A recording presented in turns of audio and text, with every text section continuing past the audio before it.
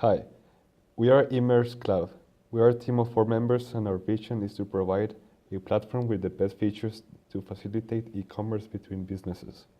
But first, we had to make a huge pivot. Our first idea came out last semester when talking between us. After a long week of working, we wanted to hang out with friends to eat. But we wanted something different, not just going to the same place over and over again.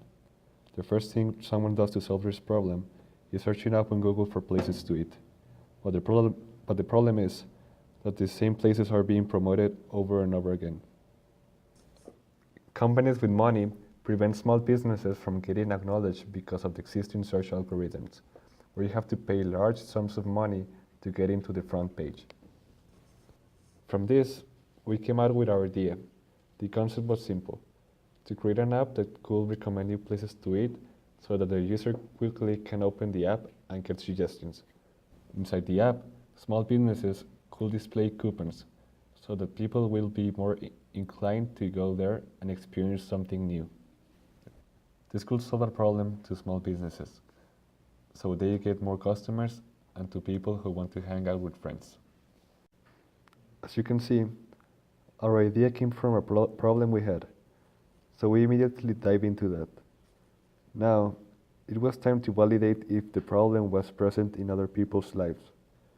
Our first hypothesis was that people aged between 18 and 25 years also get bored from going to the same restaurants and they wanted something new.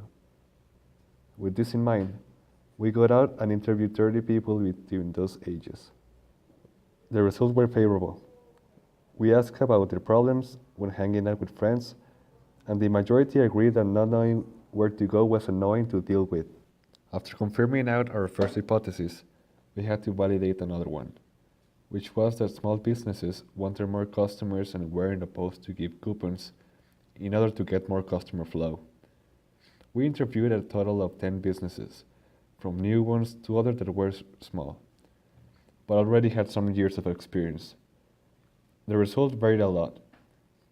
There were businesses that were open to try this method, especially the new ones, but on the other hand, there were businesses that, although they were small and wanted more customers, they were not open in trying to give discounts.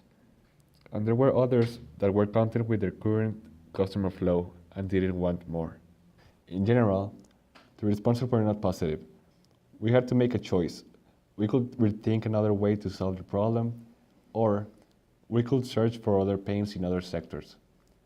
After analyzing and thinking about it, we concluded that the pain we had in mind wasn't strong enough. So we decided to explore new problems, this time with a different approach. Instead of searching for pains we had, we wanted to take a pain from someone else that could potentially be very common amongst others. Our first step into this was talking to people from different disciplines, until we find someone that was very helpful to us. He told us about a pain that was shared between some companies in Mexico, and it was the need to move their business to an e-commerce platform, especially in business-to-business relations. Having the pain, the next step was to validate it. This time, it wasn't as easy as going out and asking people about it. We had to focus on businesses that sell to other businesses, as well as their clients. Our hypothesis was that businesses that focus on B2B, business to business, had knowledge of B2B commerce, but didn't implement it for several reasons.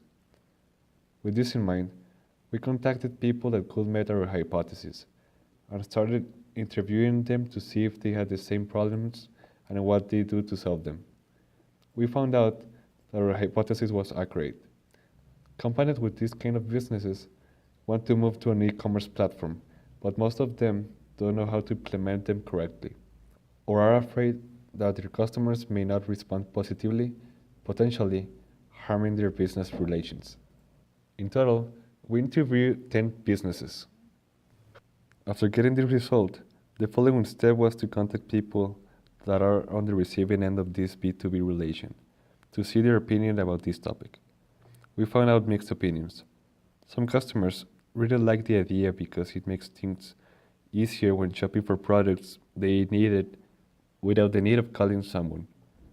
Others were interested but at the same time doubtful that there could potentially be problems when buying online. At the end, the responses from both ends were mostly positive. We confirmed that there was a pain. Now, we needed to make a solution, one that could solve the common concerns from both businesses. We started gathering the requirements to be able to make a product that we could start to sell. In collaboration with 8 of our previous contacts from different sectors, we asked them what mattered the most for a successful B2B relation so that we could get key requirements. Making a B2B commerce platform is different from a B2C. Maintaining a good relation with the client is key. Having different prices for different clients is vital for the business. At the end, we highlighted 4 requirements for each part. In the side of the distributors, the requirements are having specific prices for each client, easily managing prices inside from the platform. The platform should be able to have a direct connection with the inventory system and showing the estimated time for delivery. For the side of the customers, the requirements are having an easy to use interface, being able to have different payment options, having the same prices they currently have in agreement, and being able to have real-time information about the stock of the inventory. We learned a lot from failing in our first idea. Now we're certain that we are on the correct path. Our next task is to determine which are going to be our key partners and to define the channels to reach our clients.